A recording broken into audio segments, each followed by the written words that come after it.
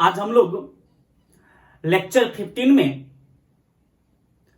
स्थिर वैद्युतिकी के आधार पर चालकों के फीचर्स को, चालक के गुणों को पढ़ेंगे। Properties of conductor on the basis of electrostatics. फिर उसके बाद हम लोग आज के लेक्चर में ही एक लॉन्ग क्वेश्चन डील करेंगे, जिस लॉन्ग क्वेश्चन को आपका बोर्ड 2014 में पूछ चुका है। फिर उसके बाद हम लोग देखेंगे कि इलेक्ट्रॉन वोल्ट क्या है, एक इलेक्ट्रॉन वोल्ट को कैसे परिभाषित करेंगे।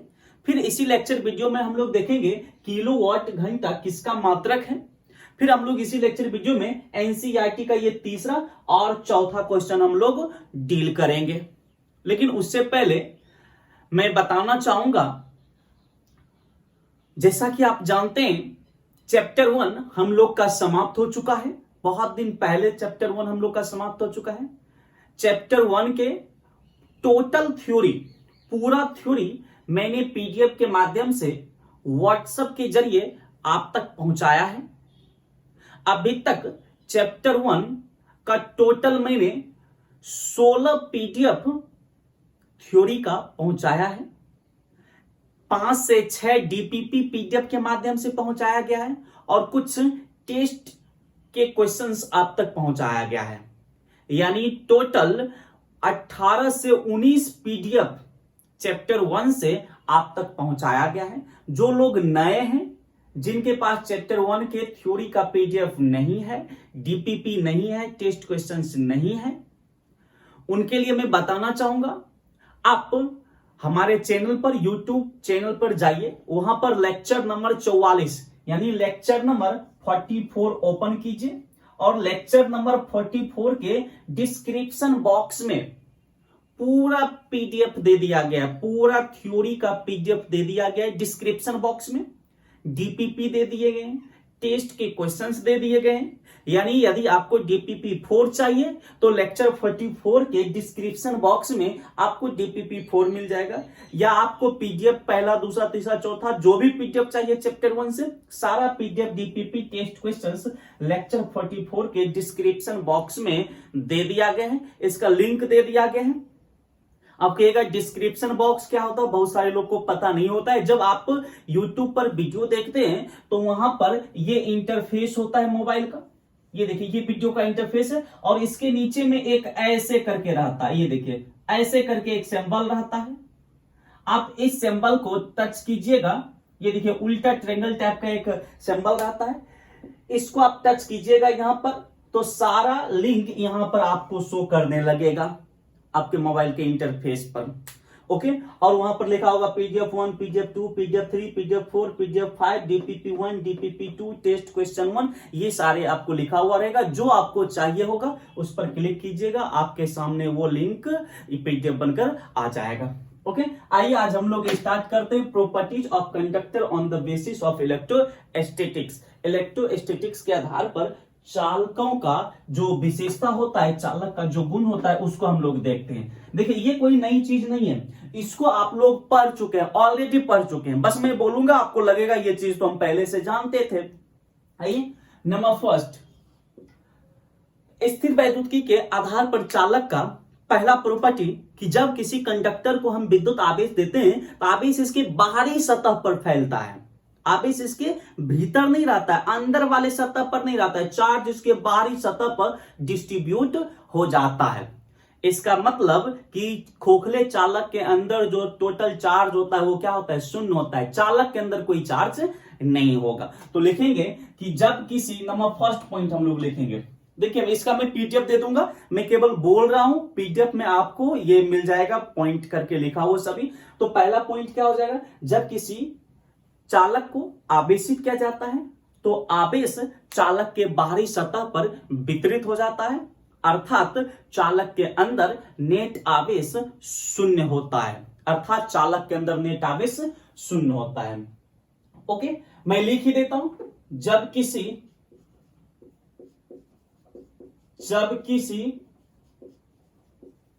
चालक को आवेशित किया जाता है, तो आवेश चालक के बाहरी सतह पर वितरित होता है। जब चार्ज बाहरी सतह पर वितरित होगा तो चालक के अंदर नेट चार्ज क्या होगा? शून्य होगा। तो आप बोल सकते हैं अर्थात आवेशित चालक के अंदर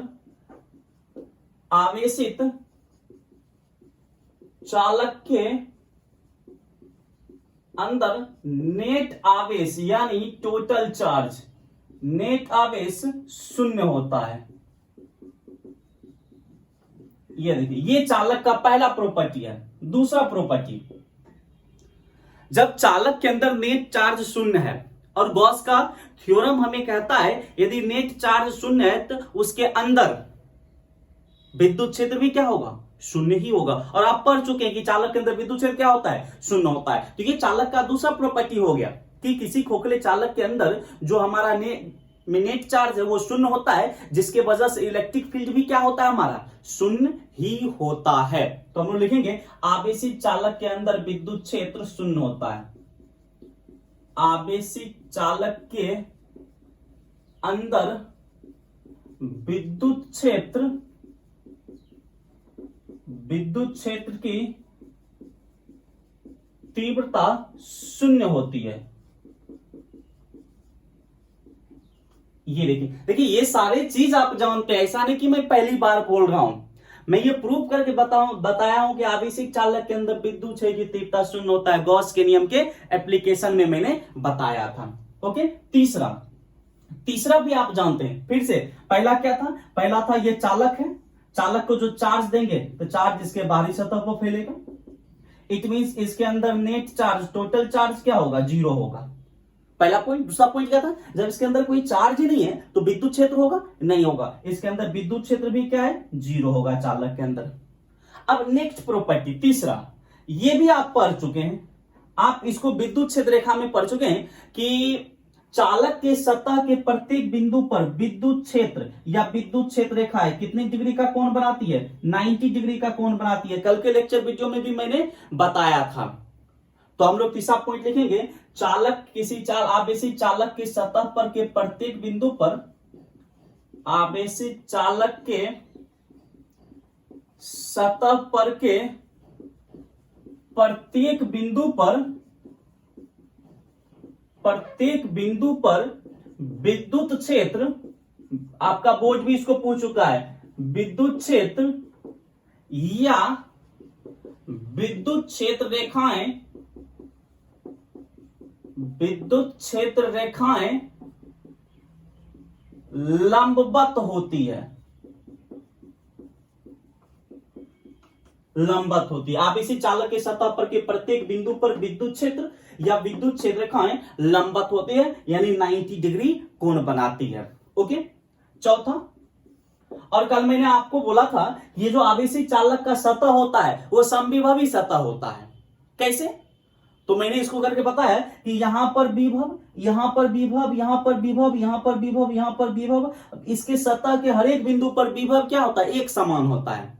कैसे पता चला एक समान होता है? तो लेक्चर, इससे पहले वाले लेक्चर 14 में मैंने बड़ा डिटेल में बताया था कि जब किसी चालक को हम चार्ज देते हैं तो चार्ज उस पर डिस्ट्रीब्यूट होता है, और डिस्ट्रीब्यूट होने के बाद ये स्टैटिक हो जाता है, रेस्ट में आ जाता है, विरामा अवस्था में आ जाता है। यानी आप दो चार्ज को देखिए, ये देखिए, ये दोनों चार्ज को देखिए, ये ए वाले चार्ज और ये बी वाले चार्ज। अब ये ए वाले चार्ज बी की ओर नहीं आ रहा है और बी वाले चार्ज ए की ओर नहीं जा रहा है, या दोनों एक दूसरे को धक्का नहीं दे रहा है, दोनों एक दूसरे को धक्का भी नहीं दे रहा है, यानी चल नहीं रहा। ए वाला भी चार्ज नहीं चल रहा है, बी वाला भी चार्ज नहीं चल रहा है। इसका क्या मतलब?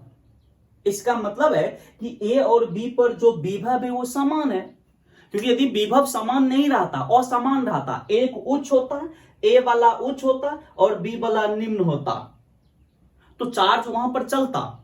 चार्ज हमेशा उच्च विभव से निम्न विभव की ओर जाता है। लेकिन यहां पर क्या है? चार्ज चल ही नहीं रहा है, देखिए बी ए को धक्का दे रहा है, बी पर का जो ये प्लस है ए पर के प्लस को धक्का दे रहा है, लेकिन ए पर का जो प्लस है वो ऊपर नहीं जाएगा। क्यों? क्योंकि यहां एक प्लस है और इसका भी पोटेंशियल इसके बराबर है, इसलिए ऊपर नहीं जाएगा। यानी ये चार्ज सभी स्थिर रहता है, और स्थिर रहना ये दर्शाता है कि हर एक बिंदु का पोटेंशियल क्या है, एक जैसा है। क्यों? क्योंकि चार्ज का प्रवाह हमेशा उच्च विभव से निम्न विभव की ओर होता है। यदि विभव समान होगा तो चार्ज का प्रवाह ही नहीं होगा, चार्ज स्थिर होगा। और हम देखते हैं कि जब किसी चालक को हम चार्ज देते हैं तो चार्ज इसके बाहरी सतह पर फैलकर स्थिर हो जाता है। इसका मतलब चालक के सतह के हर एक बिंदु पर विभव क्या है, समान है। ये चीज मैंने कल भी बताया था। तो हम लोग लिखेंगे यहां पर यदि 10 वोल्ट है तो यहां भी 10 वोल्ट, यहां भी 10 वोल्ट। और एक चीज और मैंने बताया, जो विभव सतह पर होता है वही विभव चालक के अंदर हर एक बिंदु पर होता है। यहां भी होगा, यहां भी वही विभव, यहां भी वही विभव, यहां भी वही विभव होगा। इसका क्या मतलब, मैंने प्रूफ करके बताया पिछले लेक्चर वीडियो में 12 या 13 में मैंने इसको प्रूफ करके बताया होगा कि चालक के सतह पर जो विभव होगा वही विभव चालक के अंदर हर एक बिंदु पर होगा। तो यहां से चालक का एक और गुण हमें मिलता है कि किसी चालक का सतह समविभवी सतह होता है तथा चालक के अंदर तथा चालक के सतह पर विद्युत विभव चालक के अंदर किसी भी बिंदु पर विद्युत विभव के बराबर होता है। फिर से हम लोग बोलेंगे चौथा पॉइंट में कि किसी चालक का सतह समविभवी सतह होता है। फिर लिखेंगे किसी चालक के अंदर या चालक के अंदर किसी बिंदु पर विद्युत विभव चालक के सतह पर के विद्युत विभव के बराबर होता है। देखिए किसी चालक का सतह समविभवी सतह होता है तथा चालक के अंदर किसी पॉइंट पर विद्युत विभव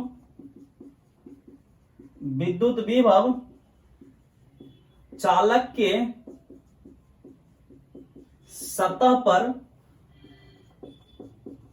के विभव के बराबर होता है,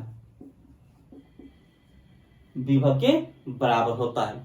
तो इसको आपको याद रखना है। ये चालक का नेक्स्ट चौथा गुण हो गया। चालक का पांचवा गुण देखिए, किसी आवेशी चालक के नजदीक, ये आवेशी चालक है, इस आवेशी चालक के नजदीक यहां पर या इसके सतह पर जो विद्युत क्षेत्र होता है वो होता है सिग्मा अपॉन एप्सिलॉन नॉट।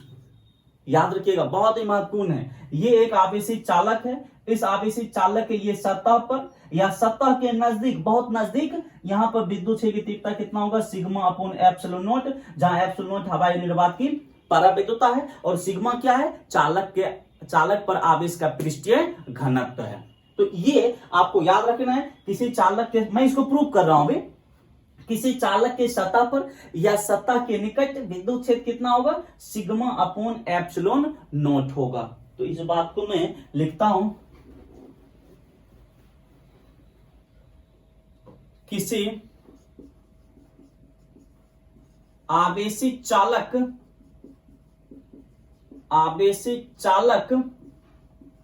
के सतह पर या सतह के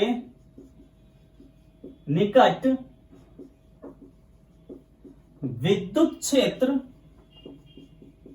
विद्युत क्षेत्र की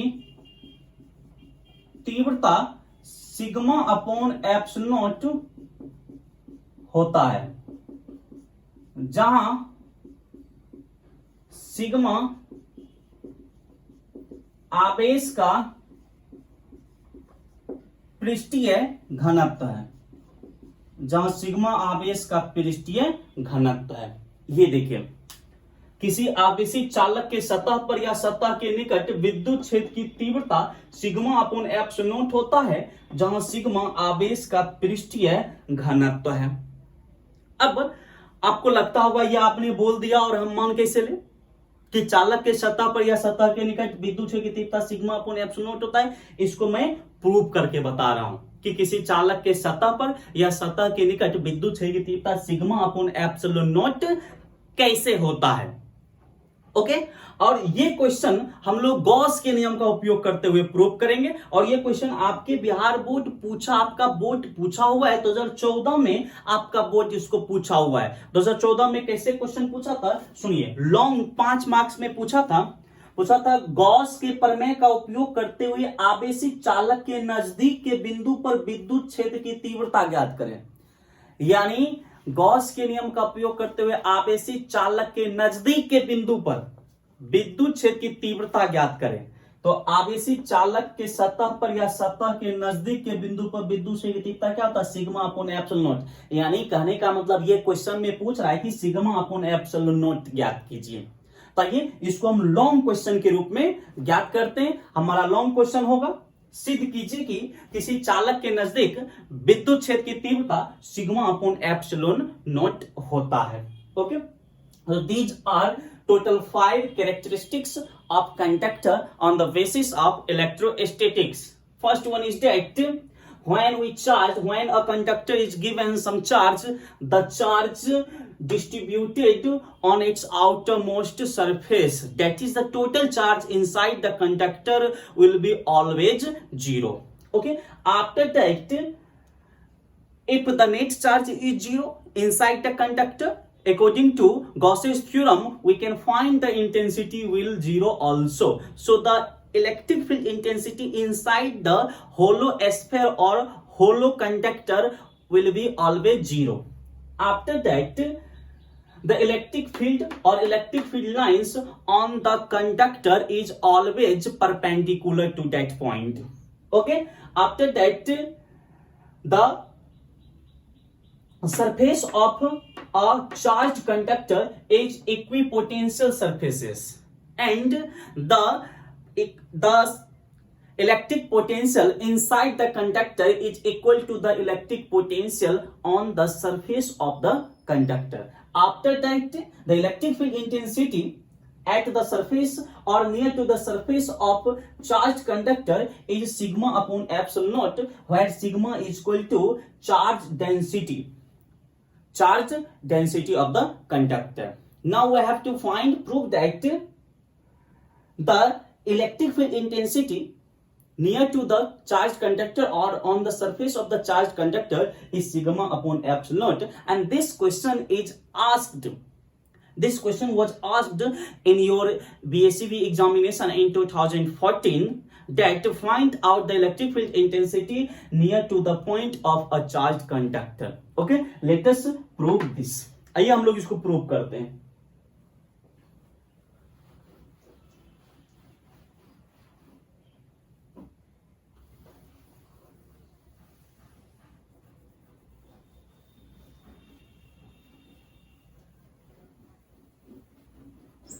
प्रूफ कुछ नहीं है। जिनको गॉस के नियम का एप्लीकेशन याद है, गॉस का नियम का एप्लीकेशन मैंने बताया, यदि आपको वो याद है तो फिर दिक्कत नहीं होगी। देखिए, एकाएक यदि आप सोचिएगा कि मैं लेक्चर नंबर 15 देख लूं और पूरा सिलेबस पूरा चैप्टर में समझ आऊं, दिस इज नॉट पॉसिबल। ये संभव नहीं है। इंटर की क्लास है, बच्चों का खेल नहीं है ये। आप कंटिन्यू क्लास कीजिए, पूरे एपिसोड को गौर से देखा कीजिए, तब जाकर आपसे क्वेश्चंस डील होंगे। अदरवाइज आपसे क्वेश्चंस न्यूमेरिकल्स नहीं बनेंगे।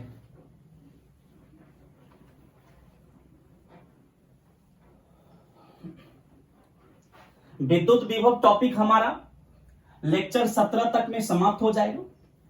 लेक्चर 18 में मैं डीपीपी 6 जो AIEEE, AIPMT, नीट वगैरह का सवाल मैंने दिया था 10 क्वेश्चन, उसको मैं डील करूंगा। और लेक्चर 19 में या 20 में हम लोग विभव टॉपिक से जितने भी ऑब्जेक्टिव बनेंगे, पूरे ऑब्जेक्टिव को हम लोग एक ही लेक्चर वीडियो में डील करेंगे। 1-2 घंटा का, 2-3 घंटा का हो सकता है वो वीडियो।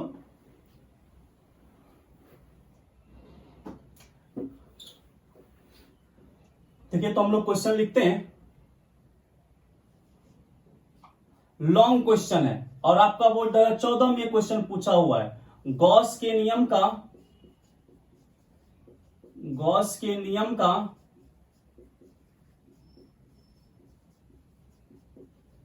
उपयोग करते हुए आवेशित चालक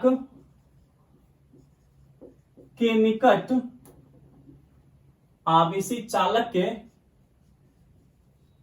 निकट किसी पॉइंट पर विद्युत क्षेत्र ज्ञात करें या विद्युत क्षेत्र की तीव्रता ज्ञात करें। विद्युत क्षेत्र ज्ञात करें या इसी को हम बोल सकते हैं, ऐसे बोल सकते हैं, prove that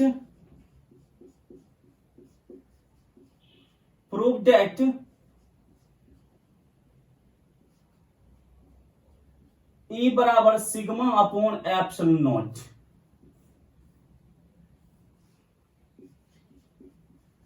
near to the conductor, charge conductor, यानी किसी सिद्ध करे कि किसी चालक के नजदीक E बराबर सिग्मा अपॉन एप्सिलॉन नॉट होता है। आइए इसको प्रूव करते हैं। सबसे पहले आप कोई भी चालक ले लीजिए। मान लीजिए हमारे पास ये एक चालक है, ये देखिए ये एक चालक है और इस पर ये विद्युत आवेश फैला हुआ है।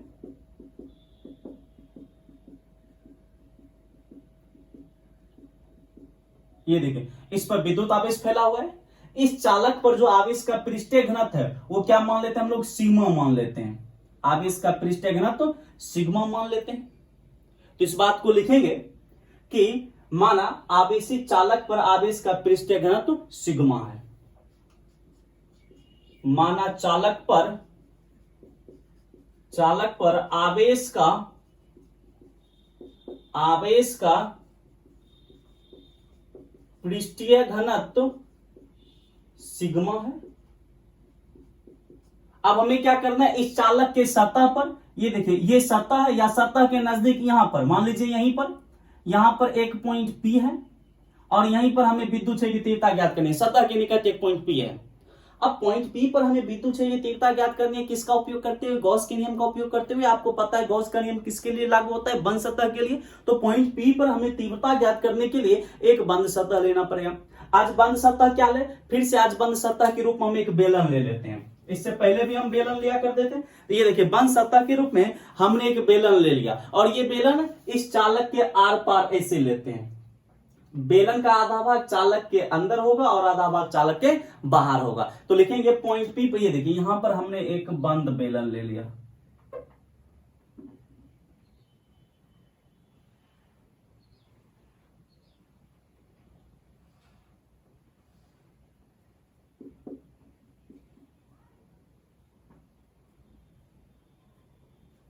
ये देखिए तो लिखेंगे पॉइंट P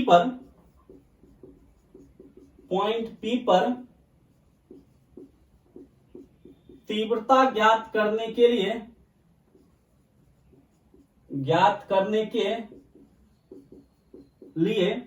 आवेशित चालक के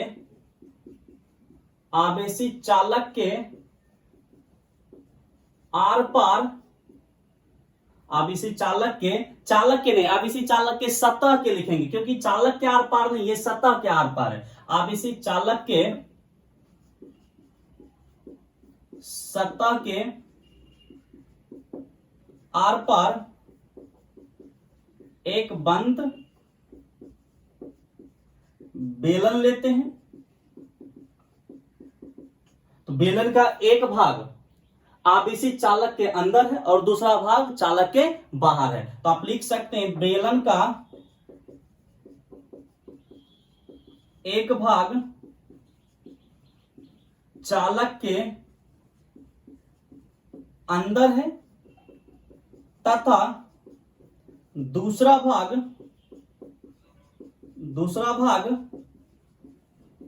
चालक के बाहर है। ओके, अब ये बेलन का जो अनुप्रस्थ काट का क्षेत्रफल है, ये देखिए ये अनुप्रस्थ काट का क्षेत्रफल है, ये जो सर्किल टाइप का दिख रहा है उसको एस मान लेते हैं। बेलन के अनुप्रस्थ काट का क्षेत्रफल एस है। अब आइए, अब आपको इस बंद बेलन के अंदर टोटल चार्ज निकालनी है, कितनी है, तो लिखेंगे बंद बेलन के अंदर कुल आवेश, बंद बेलन के अंदर कुल आवेश। तो आज तो कुल आवेश हमें पता नहीं है, यानी नेट चार्ज हमें पता नहीं आज कितना है, क्योंकि कहीं नेट चार्ज की चर्चा ही नहीं हो रही है। तो याद कीजिए, यदि किसी चालक पर विद्युत आवेश वितरित हो तो चालक का पृष्ठीय घनत्व सिग्मा बराबर क्या पढ़ते थे, Q अपॉन S, ये ना पढ़ते थे। तो देखिए बहुत ही शुरू में मैंने पढ़ाया था, तो Q बराबर क्या हो जाएगा, सिग्मा इंटू S, यानी चार्ज बराबर फॉर्मूला होता है सिग्मा इंटू S। इसका मतलब है यदि किसी चालक पर आवेश का पृष्ठीय घनत्व सिग्मा हो और चालक का क्षेत्रफल S हो तो उस चालक पर चार्ज Q बराबर कितना हो जाएगा, सिग्मा इंटू S। तो आज देखिए ये जो चालक है, इस चालक का क्षेत्रफल हमारे पास कितना है, इस चालक का क्षेत्रफल इस चालक पर आवेश का पृष्ठीय घनत्व कितना है, सिग्मा है, और ये जो बंद बेलन है इसका क्षेत्रफल कितना है, S है। तो इस बंद बेलन के अंदर टोटल चार्ज कितना होगा, Q बराबर सिग्मा S। तो इस बंद बेलन के अंदर कुल आवेश Q नेट बराबर हो जाएगा सिग्मा इंटू S। अब यहां पर आप गॉस का नियम लगा दीजिए, गॉस का नियम, फ्रॉम गॉसेस लॉ, याद कीजिए गॉस का नियम। गॉस का नियम क्या होता है, फाइनेट बंद सतह से गुजरने वाला कुल विद्युत फ्लक्स बराबर क्या होगा, Q net upon epsilon naught. ये देखिए ये गॉसेस नियम था, the total electric flux passing through a close surface is equal to the net the multiple of one upon epsilon naught times of the net charge inside the conductor. यानी किसी चालक के अंदर या किसी चालक से गुजरने वाला, किसी बंद सतह से गुजरने वाला कुल विद्युत फ्लक्स बंद सतह के अंदर उपस्थित कुल आवेश का 1 अपॉन एप्सिलॉन नॉट गुना होता है। इसे आपने गॉस का नियम बोला था। और फाइनेट बराबर, उसको मैथमेटिकल फॉर्म में आपने लिखा था, फाइनेट बराबर Q net upon epsilon naught. Phi net क्या है, बंद सतह से गुजरने वाला कुल विद्युत फ्लक्स, Q नेट क्या है, बंद सतह के अंदर उपस्थित कुल आवेश, एप्सिलॉन नॉट क्या है, हवाई निर्वाती परावैद्युता।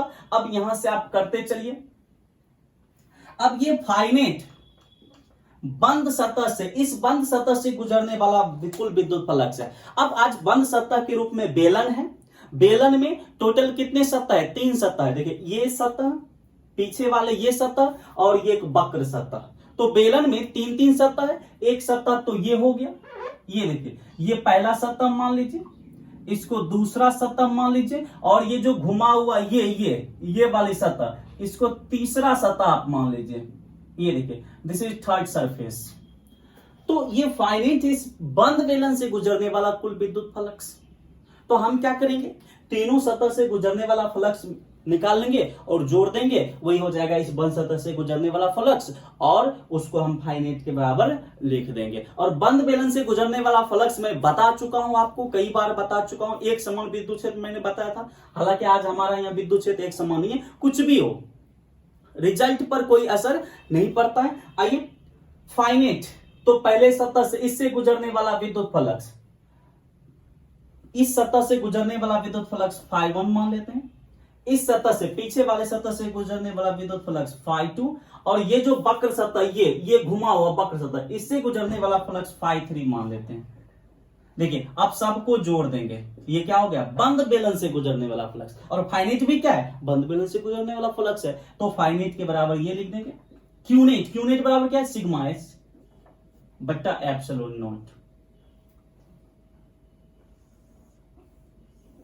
ओके, अब φ1 इस सतह से गुजरने वाला फ्लक्स, पहले सतह से, तो देखिए यहां पर φ1 फ्लक्स बराबर फॉर्मूला क्या होता है, फ्लक्स बराबर फॉर्मूला होता है E S cos, मैं यहां पर लिखता हूं, फ्लक्स बराबर फॉर्मूला होता है E S cos थीटा, यही ना होता है।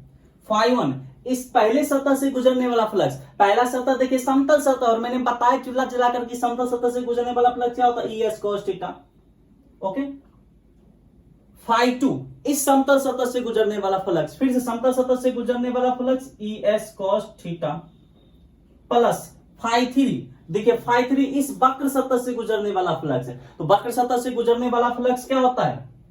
क्लोज इंटीग्रेशन या इंटीग्रेशन ई डॉट ds, ये देखिए बराबर सिग्मा एस अपॉन एप्सिलॉन।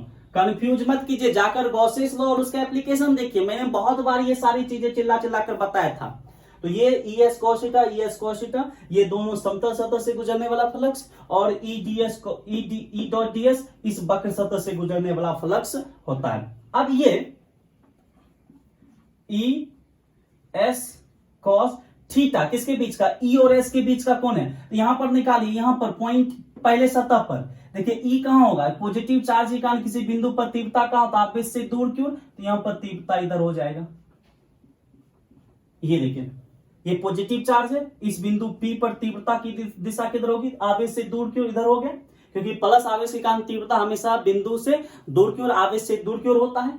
और इस सतह पर क्षेत्रफल सदिश S किधर होगा? तो तल पर लंबवत होगा। ये देखिए लंब डालिए, S क्षेत्रफल सदिश होता है जो कि हमेशा सतह पर लंबवत होती है। आज पहला सतह है ये, इस पर लंब डालिए, उधर जा देखिए E और S समान दिशा में, तो दो चीजें समान दिशा में होती है तो उसके बीच का कोण 0 डिग्री, तो इसके बीच का कोण क्या हो जाएगा? 0 डिग्री प्लस ES cos ये थीटा। यहां पर देखिए ES cos थीटा, ये थीटा कितना होगा? ये थीटा नहीं, सबसे पहले तो आप देखिए ES cos थीटा, ये किसका मान है? φ2 का मान है। φ2 यानी दूसरे सतह से गुजरने वाला फ्लक्स, और दूसरा सतह देखिए है कहां? इस चालक के अंदर है, और आपको पता है कि चालक के अंदर विद्युत क्षेत्र कितना होता है? 0 होता है। तो ये ES cos थीटा φ2 का मान है।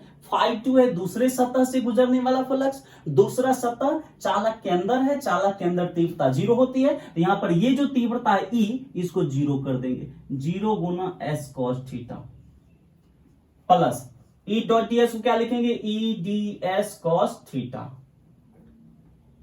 बराबर sigma S upon epsilon naught. देखिए ए डॉट बी को A B cos theta, E dot ds को EDS cos थीटा। अब ये थीटा किसके बीच का कोण है? ये थीटा आंसर E और ds के बीच का कोण है। किस सतह के लिए? स्थिर सतह। तो E कहां होगा? इधर है E, ये तीव्रता होगी, और ds किधर होगा? तल पर लंबवत, इसके तल पर लंब डालिए ऊपर, ये देखिए ये ds हो जाएगा। तो E और ds के बीच का कोण कितना डिग्री? 90 डिग्री। तो यहां पर थीटा आप क्या दे दीजिए? 90 डिग्री। ओके, ये ES cos 0 का मान 1 प्लस 0 गुना दिस में 0, अब एक cos 90 का मान 0, तो ये भी 0 हो जाएगा, बराबर हो जाएगा sigma S upon epsilon not. अब देखिए हमारे पास बचा ES बराबर sigma S upon epsilon not, S cancel, इसलिए तीव्रता बराबर आ जाएगा सिग्मा अपॉन एप्सिलॉन नॉट। ये देखें दिस इज VVY प्रूव्ड हो गया हमारा। या इसको वेक्टर फॉर्म में लिख सकते हैं, वेक्टर E बराबर सिग्मा अपॉन एप्सिलॉन नॉट इकाई सदिश n, जहां पर ये n क्या है? क्षेत्र, इकाई सदिश है जो चालक के तल पर क्या है? लंबवत है। ओके, इतना आप कर दीजिए, आपको 5 मार्क्स दे दिए जाएंगे। ओके, अच्छा एक चीज और आपको नहीं समझ आता है, ये चालक के सतह पर है या सतह के निकट? तो देखिए सतह पर भी बोल सकते हैं और सतह के निकट भी आप बोल सकते हैं। अब मैं आपको ये चालक देता हूं, ये गोलीय चालक, इसकी त्रिज्या r है। अब मैं बोलूंगा इसके सतह पर तीव्रता ज्ञात कीजिए, इसके सतह पर। तो आपने गॉसेस थ्योरम में देखा था, गॉसेस थ्योरम के एप्लीकेशन में देखा था कि किसी गोलीय चालक आवेशित खोखले चालक के सतह पर विद्युत क्षेत्र की तीव्रता 1/4 pi epsilon not q upon r square, ये आपने देखा था। लेकिन आज मैं क्या बता रहा हूं कि इस गोलीय चालक के सतह पर यहां पर तीव्रता आज मैं कितना बता रहा हूं? Sigma upon epsilon naught. ये देखिए वहां पर मैंने सतह पर तीव्रता बताया था 1/4 pi epsilon not q upon r square, और अभी मैंने इस चालक के सतह पर या सतह के निकट तीव्रता कितना प्रूफ किया? Sigma upon epsilon naught. ये कैसे हो गया? दोनों अलग अलग चीज है या एक ही चीज है? आंसर अलग अलग चीज नहीं है, दोनों एक ही चीज है। कैसे? तो आप कर लीजिए, सिग्मा बराबर क्या होता है? Q बटा S, तो सिग्मा की जगह Q बटा S और ये एप्सिलॉन नॉट। अब ये 1 बटा S, S बराबर ये Q ऊपर रहने दीजिए, एस का क्षेत्रफल किसका, गोले का क्षेत्रफल, गोले का क्षेत्रफल होता है 4 पाई आर स्क्वायर, ये गोले का क्षेत्रफल, एस की जगह 4 पाई आर स्क्वायर और एप्सिलॉन नॉट। अब इसको सही से लिखिए 1/4 पाई और 4 पाई के साथ एप्सिलॉन नॉट को लिख दीजिए। ऊपर क्या बचा क्यू, नीचे क्या बचा आर स्क्वायर। देखिए तीव्रता बराबर क्या आ गया 1/4 pi naught Q upon R square. तो E बराबर सिग्मा अपॉन एप्सिलॉन नॉट। गोलीय चालक के लिए सेम फॉर्मूला है जो कि आपने गॉसेस थ्योरम में क्या क्या था, प्रूफ किया था। तो जब गोलीय चालक होगा, गोलीय चालक, तो आप sigma upon epsilon not formula न यूज करके आप ये भी फॉर्मूला यूज कर सकते हैं, ये फॉर्मूला। लेकिन यदि गोलीय चालक ना हो, जिसमें त्रिज्या ना हो, तब क्या करेंगे, आंसर है तब हमारे पास ये निकालेंगे sigma upon epsilon not, sigma निकालने का हम लोग प्रयास करेंगे। या सिग्मा आपको दिया रहेगा, गोलीय चालक नहीं होगा, तो उस केस में सिग्मा का वैल्यू पूछ करके हम लोग तीव्रता निकालेंगे। तो आप इतना कर दीजिए, आपको मार्क्स मिल जाएंगे।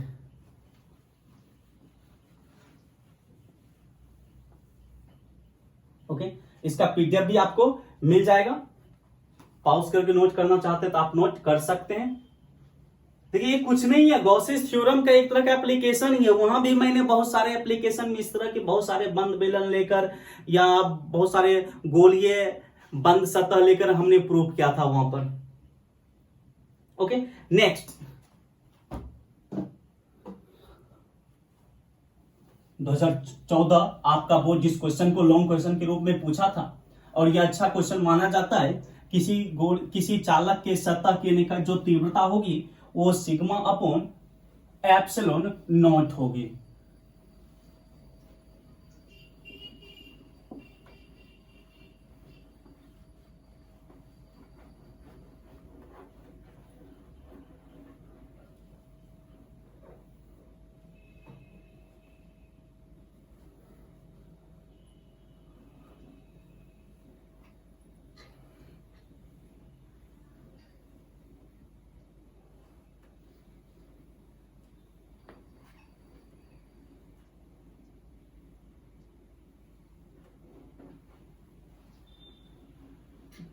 अब हम लोग देखते हैं कि इलेक्ट्रॉन वोल्ट क्या है, कितने को हम एक इलेक्ट्रॉन वोल्ट कहेंगे।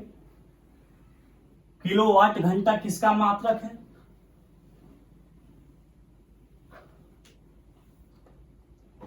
Electron volt. सबसे पहले हम लोग एक इलेक्ट्रॉन वोल्ट को परिभाषित कर लेते हैं।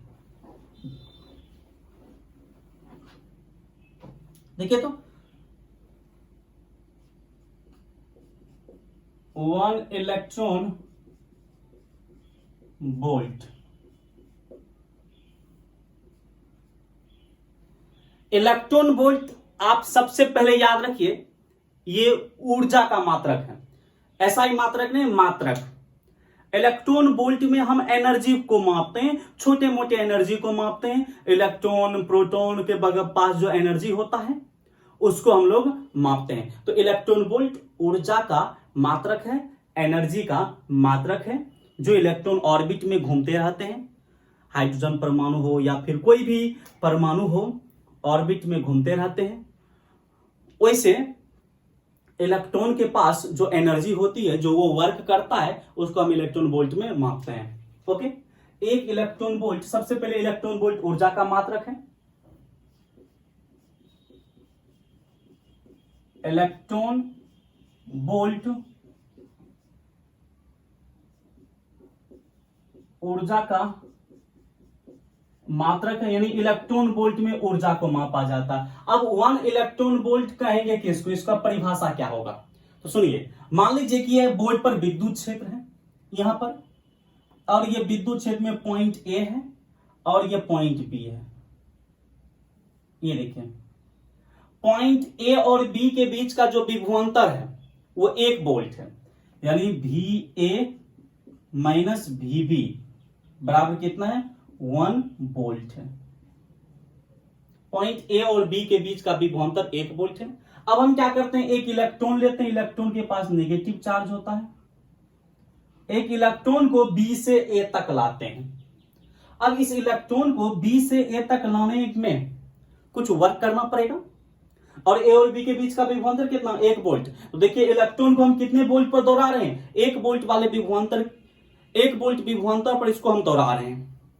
तो ए और बी के बीच 1 वोल्ट विभवांतर है। अब एक इलेक्ट्रॉन को बी से ए तक लाएंगे तो कुछ वर्क करना पड़ेगा, W एक्सटर्नल बाहरी बल के द्वारा कुछ कार्य करना पड़ेगा। कितना कार्य करना पड़ेगा, यदि किसी इलेक्ट्रॉन को 1 वोल्ट विभवांतर वाले बिंदुओं के बीच ले जाएंगे तो बाहरी सोर्स के द्वारा कितना कार्य किया जाएगा या इलेक्ट्रॉन के द्वारा कितनी ऊर्जा प्राप्त की जाएगी। तो निकाल लीजिए, चूंकि विभवांतर VA माइनस VB विभवांतर बराबर होता है कार्य बटा चार्ज। तो कार्य बराबर हो जाएगा W एक्सटर्नल बराबर हो जाएगा Q गुना दिस मच, Q गुना VA माइनस VB। अब Q क्या है, चार्ज। किसका चार्ज, इलेक्ट्रॉन का चार्ज। तो इलेक्ट्रॉन का चार्ज कितना होता है, -1.6 into 10 to the power -19 coulomb. और VA माइनस VB कितना है, 1 वोल्ट, 1 वोल्ट। अब इसको गुना कीजिए, इसलिए वर्क बराबर हो गया W एक्सटर्नल बराबर हो जाएगा -1.6 गुना 10 पर पावर -19 कूलम वोल्ट। ओके, इसीलिए W एक्सटर्नल बराबर -1.6 into 10 to the power -19 coulomb volt. Coulomb volt को क्या लिखेंगे, तो याद कीजिए मैंने बताया था वोल्ट बराबर होता है जूल पर कूलम। 1 वोल्ट बराबर 1 जूल पर कूलम। याद कीजिए पहला ही लेक्चर में मैंने बताया होगा या दूसरा लेक्चर में मैंने बताया होगा विभव वाले। तो 1 वोल्ट बराबर 1 जूल पर कूलम। पर कूलम इधर आएगा क्या बन जाएगा, वोल्ट, और पर कूलम इधर आएगा तो कूलम बन जाएगा बराबर जूल। तो वोल्ट कूलम या कूलम वोल्ट किसके बराबर होगा, जूल। तो कूलम वोल्ट को हम जूल लिख देते हैं। ये देखिए, यानी कहने का मतलब यदि किसी इलेक्ट्रॉन को 1 वोल्ट विभवांतर वाले बिंदुओं के बीच ले जाया जाएगा तो बाहरी सोर्स के द्वारा इलेक्ट्रॉन के द्वारा कितनी ऊर्जा प्राप्त की जाएगी, -1.6 into 10 to the power -19 joule. और इसी कार्य को, इसी ऊर्जा को हम बोलेंगे 1 इलेक्ट्रॉन वोल्ट। तो यहां पर W एक्सटर्नल बराबर इसी को -1.6 इंटू 10 टू -19 जूल को ही हम 1 इलेक्ट्रॉन वोल्ट बोलते हैं, 1 इलेक्ट्रॉन वोल्ट। ये देखिए, तो आपके एग्जाम में पूछे इलेक्ट्रॉन वोल्ट किसका मात्रक है, सबसे पहले तो बोलेंगे ऊर्जा का। दूसरी चीज कि 1 इलेक्ट्रॉन वोल्ट कितने के बराबर होगा, तो 1 इलेक्ट्रॉन वोल्ट देखिए कितने के बराबर, -1.6 into 10 to the power -19 joule. इन्हें आप लिख सकते हैं 1 इलेक्ट्रॉन वोल्ट बराबर -1.6 into 10 to the power -19 joule लिख सकते हैं आप। ये देखिए, आपसे पूछेगा कोई 1 इलेक्ट्रॉन वोल्ट किसको कहते हैं, तो आप बोलिए विद्युत क्षेत्र में यदि 2 बिंदुओं के बीच का विभवांतर 1 वोल्ट हो तो किसी इलेक्ट्रॉन को उन दोनों बिंदुओं के बीच ले जाने में किया गया कार्य 1 इलेक्ट्रॉन वोल्ट कहलाता है। फिर से, या फिर आप कहिए कि यदि 2 बिंदुओं के बीच का विभवांतर 1 वोल्ट हो तो उसके बीच किसी इलेक्ट्रॉन को दौड़ा दीजिए तो इलेक्ट्रॉन के द्वारा जो प्राप्त ऊर्जा होगा वो 1 इलेक्ट्रॉन वोल्ट होगा। और 1 इलेक्ट्रॉन वोल्ट कितने के बराबर, -1.6 10 टू द -19 जूल के बराबर होगा। तो इलेक्ट्रॉन वोल्ट का आप यहां से डेफिनेशन लिख सकते हैं। मैं फिर से एक बार बोल रहा हूं, ऐसे पीडीएफ में आपको मिल जाएगा। हम लोग बोलेंगे कि यदि विद्युत क्षेत्र में 2 बिंदुओं के बीच का विभवांतर 1 वोल्ट हो तो किसी इलेक्ट्रॉन को दोनों बिंदुओं के बीच स्थानांतरित करने में किया गया कार्य 1 इलेक्ट्रॉन वोल्ट कहलाता है। और 1 इलेक्ट्रॉन वोल्ट बराबर -1.6 इंटू 10 टू -19 जूल एनर्जी हो जाएगा, क्योंकि इतना ही कार्य किया जाता है ले जाने में, और जो कार्य किया जाता है वही इलेक्ट्रॉन वोल्ट होता है। ओके, ये इलेक्ट्रॉन वोल्ट था। दूसरा, किलोवाट घंटा। किलोवाट घंटा किसका यूनिट है, तो याद रखिएगा इलेक्ट्रॉन वोल्ट ऊर्जा का यूनिट है और किलोवाट घंटा भी ऊर्जा का यूनिट है। मैं आपको बता रहा हूं,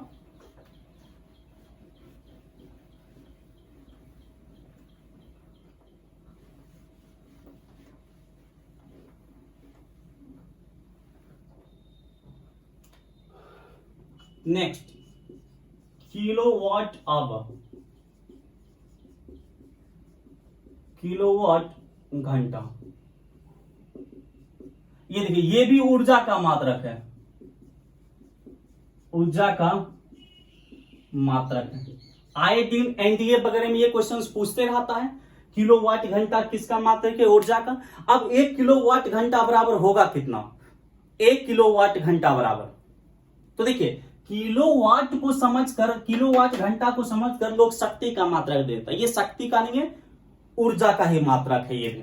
आइए, किलोवाट घंटा कितना होगा, 1 किलोवाट घंटा 1 किलोवाट आवर। सबसे पहले तो आप 1 किलोवाट को देखिए, 1 किलोवाट बराबर होता है 1000 वाट, यानी 10 पर पावर 3 वाट।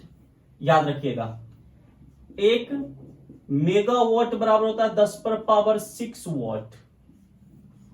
याद रखिएगा, तो 1 किलोवाट बराबर 10 पर पावर 3 वाट। तो 1 किलोवाट को देखिए, इस 1 किलोवाट को, 1 किलोवाट को लिख देते हैं 10 पर पावर 3 वाट, ओके, गुना घंटा। ये जो घंटा है इसको सेकेंड में बदल देते हैं, तो 1 घंटा में कितना सेकेंड, 3600 सेकेंड, 3600 सेकेंड।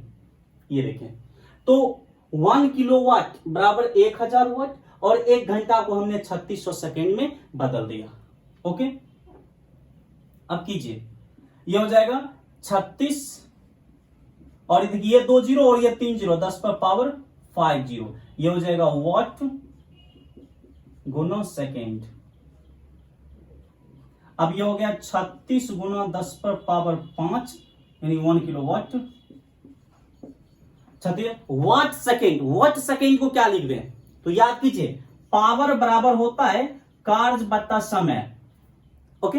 पावर का मात्रक वाट, वाट लिख सकते हैं आप इसको वाट, कार्य का मात्रक जूल, और समय का सेकेंड।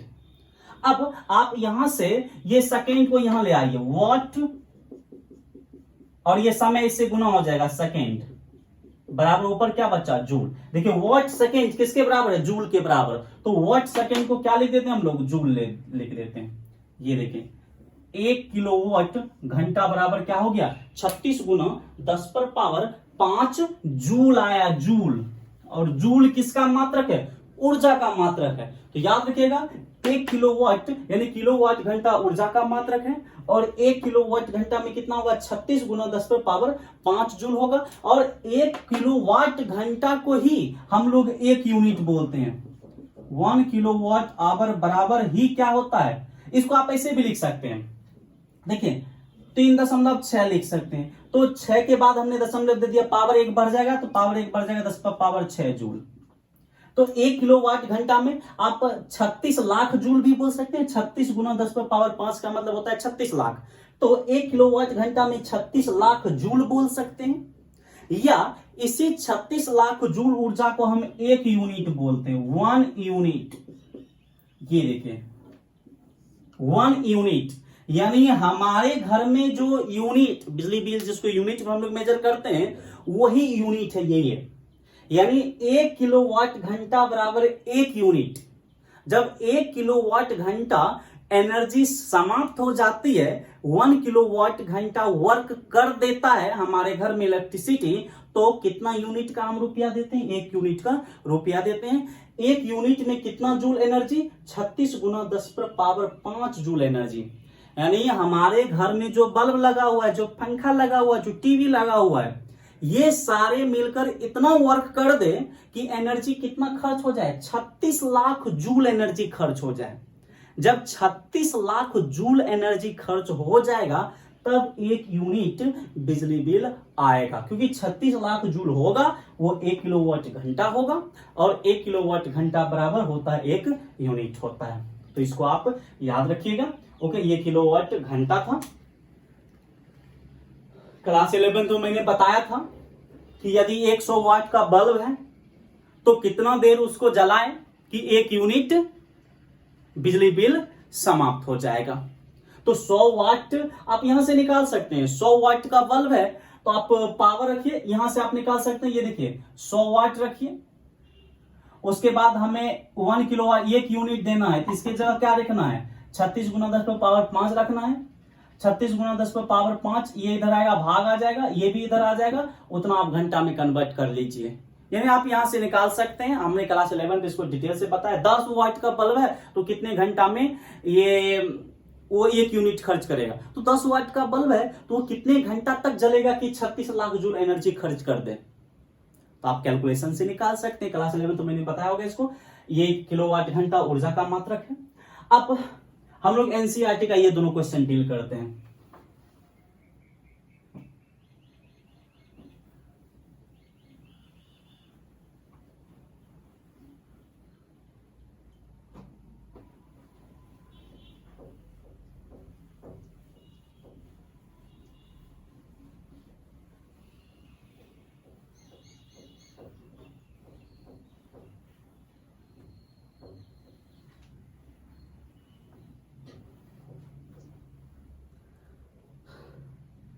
देखिए तो एनसीईआरटी के 2.3 और 2.4 है। एनसीईआरटी का पहला और दूसरा क्वेश्चन 2.1 और 2.2 मैंने बता दिया। ये दूसरे चैप्टर का तीसरा और चौथा क्वेश्चन है 2.3 और 2.4। देखिए तो 2.3 यानी तीसरा क्वेश्चन क्या क्वेश्चन कहता है, 6 सेंटीमीटर की दूरी पर अवस्थित दो बिंदु पर ए तथा बी पर दो आवेश 2 माइक्रोकूलम तथा -2 माइक्रोकूलम है। कहता है 6 सेंटीमीटर की दूरी पर, मान लीजिए पॉइंट बी है और ये पॉइंट ए है, ये ऐसे मानिए ये पॉइंट ए है और ये पॉइंट बी है, और इतनी दूरी, ये कितनी दूरी पर है, 6 सेंटीमीटर की दूरी पर है। इसके बीच की जो डिस्टेंस है ये डी मान लीजिए, कुछ भी मान लीजिए, ये बहुत ही छोटी है, 6 सेंटीमीटर है, बहुत ही कम दूरी है। यहां पर चार्ज है 2 माइक्रोकूलम या -2 माइक्रोकूलम, और यहां पर चार्ज है +2 माइक्रोकूलम। ये देखिए, सॉरी, ए पर +2 माइक्रोकूलम, ए पर +2 माइक्रोकूलम और बी पर -2 माइक्रोकूलम है। ओके, कहता है निकाय के समविभवी पृष्ठ की पहचान करें। ए नंबर पूछता है ये जो निकाय बन रहा है 6 सेंटीमीटर की दूरी पर दो चार्ज +2 माइक्रोकूलम -2 माइक्रोकूलम है, इसके समविभवी पृष्ठ की पहचान कीजिए। और बी नंबर का आता है इस पृष्ठ के प्रत्येक पॉइंट पर विद्युत क्षेत्र की दिशा क्या होगी। जो पृष्ठ का पहचान कीजिएगा उस पृष्ठ पर विद्युत क्षेत्र की दिशा किधर होगी। तो सबसे पहले आप ये सोचिए, ये जो सिस्टम बना, ये सिस्टम है क्या। आंसर, ये सिस्टम एक इलेक्ट्रिक डाइपोल है। इलेक्ट्रिक डाइपोल,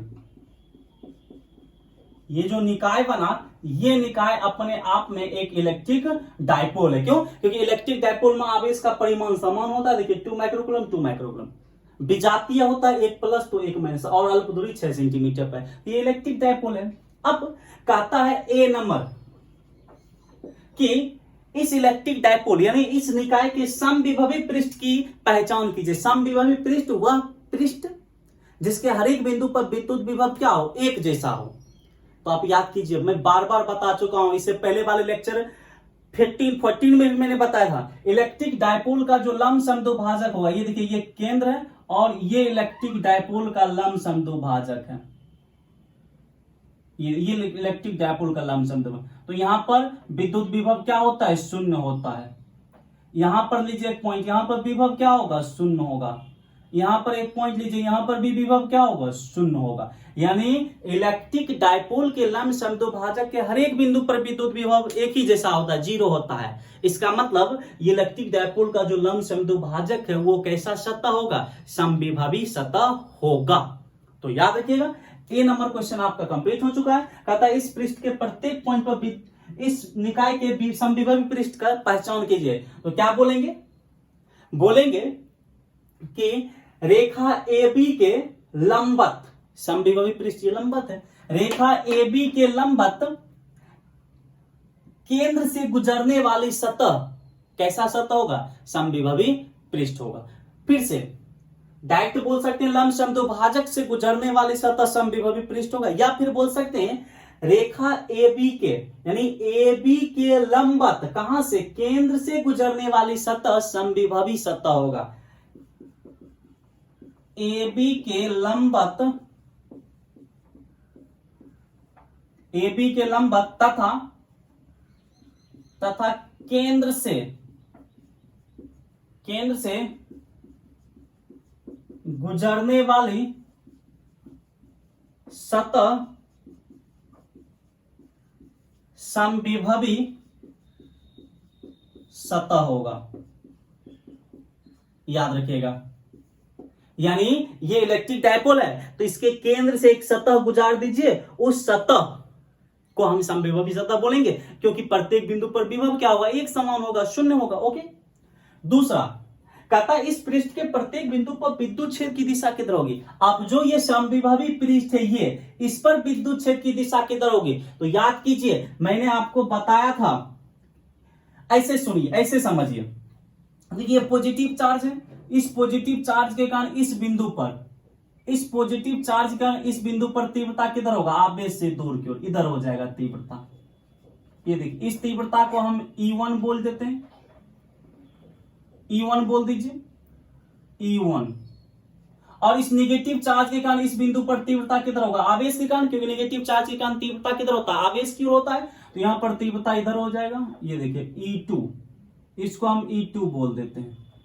तो इस बिंदु पर परिणामी तीव्रता किधर होगा, तो समांतर चतुर्भुज योग नियम लगाइए। ये देखिए एक समांतर चतुर्भुज बनाइए और दोनों के अभिनिष्ट बिंदु से एक विकर्ण खींच दीजिए। ये देखिए यही हो गया हमारा परिणामी तीव्रता। देखिए तीव्रता किस दिशा में हो रहा है, इस पृष्ठ पर, इस बिंदु पर, यानी इस दिशा में हो रहा है, यानी इस पृष्ठ पर लंबवत हो रहा है। देख रहे हैं इस पृष्ठ पर, ये देखिए पृष्ठ पर 90 डिग्री कोण बना रहा है, यानी इस पृष्ठ पर जो तीव्रता होगी वो लंबवत होगी। और किसके दिशा में, ए से बी, देखिए ए से बी ये है, ये भी, और तीव्रता भी उसी दिशा में। तो इस पृष्ठ के प्रत्येक बिंदु पर विद्युत क्षेत्र की दिशा किधर होगी, तो हम लिखेंगे पृष्ठ पर लंबवत, पृष्ठ पर लंबवत AB के दिशा में। ये देखिए ये दोनों क्वेश्चन आपका ए और बी डील हो गया। तो दिमाग आप खुद लगाकर, मैंने सारी थ्योरी बताया है, एक एक कॉन्सेप्ट बताया, तो दिमाग लगाइएगा तो आपसे खुद ये बन जाएगा इस तरह के सवाल। Okay, next question.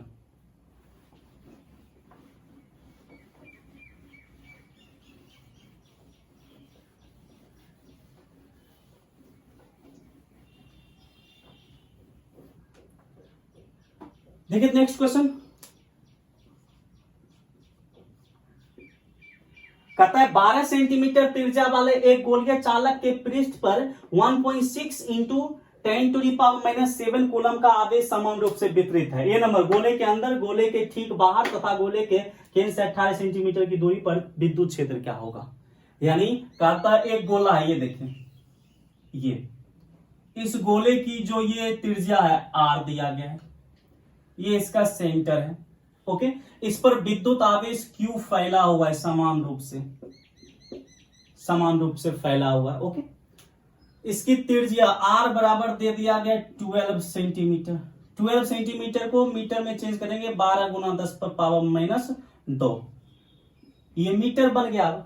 Okay, number इस पर चार्ज कितना फैला हुआ है, Q बराबर 1.6 गुना 10⁻⁻7 कूलम Q चार्ज है, जो कि 1.6 इंटू 10⁻⁻7 कूलम है। ए नंबर क्वेश्चन कहता है, ए नंबर कहता है गोले के अंदर विद्युत क्षेत्र कितना होगा। भाई गोले के अंदर तो विद्युत क्षेत्र आपको पता है कितना होता है, 0 होता है।